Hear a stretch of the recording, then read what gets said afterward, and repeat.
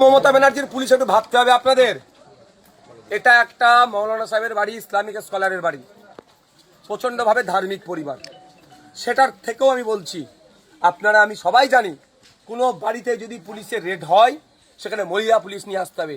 অসভ্য বর্বর মমতা ব্যানার্জির যে বলেছিল না বিজেপি বর্বর, সেই বর্বরকে মমতা ব্যানার্জি পশ্চিমবাংলায় জায়গা দিয়েছে বিজেপিকে।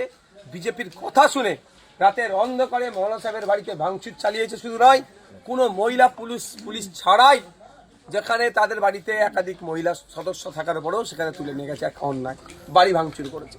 এখন তৃতীয়ত যেটা হচ্ছে, সম্পূর্ণ রাজনৈতিক ষড়যন্ত্রের শিকার হয়েছে। আপনারা জানেন গতকালকে এনআইএর কোর্টে প্রডিউস ছিল। এনআইএ কিন্তু আমাদের মোথাবাড়ির আইএসএফের প্রার্থী বামপন্থীদের সমর্থনে যিনি দাঁড়িয়েছেন, ইভিএম মেশিনে যার 4 নম্বরে নাম এসছে, মৌলানা শাহজাহান সাহেবকে দ্বিতীয়বার ফার্দার ইনভেস্টিগেশনের জন্য চাইনি, অর্থাৎ পিসি চাইনি। এটা থেকে ক্লিয়ার একটা জিনিস হচ্ছে যে আমাদের মোথাবাড়ির প্রার্থী খামচিনের তিনি এই কোনো খারাপ ইন্টেনশন প্রথম কথা ছিল না, দ্বিতীয় কারোর সাথে যুক্তও ছিল না। সরাসরি তৃণমূল ভয় পেয়েছে, তৃণমূলের প্রার্থী এখানে হারছে, শাহজাহান সাহেব এখানে জিতছে, প্রচার টচার না করতে পারে। টার্গেট ছিল নমিনেশনটাই করতে দেবো না, মেন টার্গেট ছিল নমিনেশনটাই করতে দেবো না। কারণ যেখান থেকে তুলে নিয়ে গেছে তারপর থেকে পরিবার এবং আমরা রাজনৈতিক দল হিসাবে যোগাযোগ করতে চাইলেও আমাদেরকে দীর্ঘক্ষণ বলা হয়নি এক্স্যাক্ট লোকেশন তার কোথায়।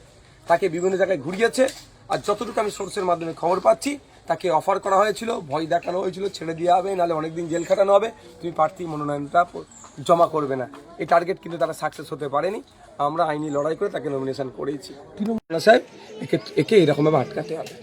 বলছি, এনআইএ দাবি করেছে যে যাদেরকে গ্রেপ্তার করা হয়েছে তারাই জমায়েত করেছিল। আপনাদের সেখানে গ্রাম পঞ্চায়েতের মেম্বার আছে, আপনাদের প্রার্থীও আছে এবং কংগ্রেসেরও প্রার্থী আছে, তারা জমায়েত করেছিল। আমি একটা জোর গলায় বলছি, ইনভেস্টিগেশন দ্রুততার সাথে হোক, 6 মাসের মধ্যে শেষ হোক।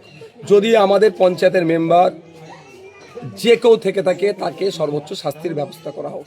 দুটো কথা ক্লিয়ার করতে হবে, একটা হচ্ছে জমায়েত আর একটা হচ্ছে হিংসা। বলছি দুটো পার্ট থেকে যাচ্ছে। আমার ভোট ডিলিট হয়ে গেছে, আমি বিডিও অফিসে যে বলতেই পারি, আই হ্যাভ টু রাইট।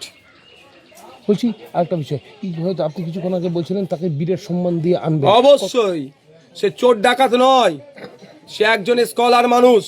তাকে যেভাবে কোর্টে প্রডিউস করেছেন মমতা ব্যানার্জির পুলিশ, মুসলিম সমাজ দেখেছে, অমুসলিম সমাজও দেখেছে যে একজন ধর্ম প্রচারক, ধর্ম সংস্কারক, সমাজ সংস্কারক, একজন স্কলারের দড়ি বেঁধে কীভাবে নিয়ে যাচ্ছে কোমরে। আমরা যতটুকু জানি এই ধরনের কাজ করা সম্পূর্ণ হিউম্যান রাইটসকে ব্রেক করেছে। এই ধরনের করা যায় না। কুখ্যাত ক্রিমিনালদের সাথেও এই আচরণ সেই অর্থে করা যায় না যে একজন স্কলার কিন্তু হ্যাবিচুয়েট একজন ক্রিমিনাল না। একটা অভিযোগ এসেছে, ইনি নাকি করেছেন, অভিযোগ থাকতে পারে, তার জন্য ওনাকে উনি ওনাদের বক্তব্য হচ্ছে গ্রেফতার করেছে। চলে গিয়ে ভদ্রতার সাথে একটা জামা পরার সুযোগ দেবেন না, একটা গেঞ্জি পরে চলে যাচ্ছে। তবে একটা কথা বলি, এই বাপ কেউ ছাড়বে না। যে পুলিশ অফিসাররা তাদের ওপরদের কথা শোনা হচ্ছে, সেই পুলিশ অফিসারদেরকেও বলে দিচ্ছি, আগামী দিন আসছে, আমি অভিশাপ দেবো না, এতটুকু বলে দেবো যে অন্যায় করেছেন হয় আপনি পস্তাবেন, নাহলে আপনার পরিবার এই অন্যায়ের খেসারত দেবে। আমার থেকে না, সৃষ্টিকর্তার পক্ষ থেকে হবে। বলছি প্রার্থী নেই, প্রচার করবেন কিভাবে? প্রার্থী আমরাই তো, মোথাবাড়ির মানুষই প্রার্থী, মোথাবাড়ির মানুষই খাম। বলছি কতটা আশাবাদী? 100% আশাবাদী। আপনার